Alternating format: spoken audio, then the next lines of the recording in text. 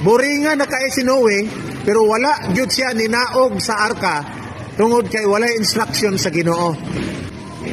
Kamo kaha, giburinga na mo sa inyohang pagkaulitaw ug pagkadalaga.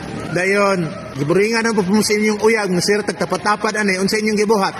Gauna-una, munang karon mga pobre tag samot. Kupod pobre po ko. Dayon, atong mga anak, pobre ba dato? Pobre gihapon. Kinsay hinungdan nga na pobre atong mga anak? Kita, kaya nga naman, wala pa instruction ang Ginoo, nag-una-una na ta. Diba? So, usahay, di lang legit usahay, sa kasagarang panahon, pag mag-una-una na ta, kini ba itong dughan ba, mag-una-una ba, kay giburingan na, gikapoy nagpinaabot, wala na tayo lang mahimo sa balay, mamataog sayo, dayon, matulog po din, kasi kabog tubig, agwa naman yun may pa'y magminyo, o sa diyang nagminyo, tagam. O, dakong mahay. O niya, ang problema ron, kay dili na nimo ma-reverse na nga klase nga cycle sa problema. Naamong pa ang imong mga anak, na pobre po sila sama nimo.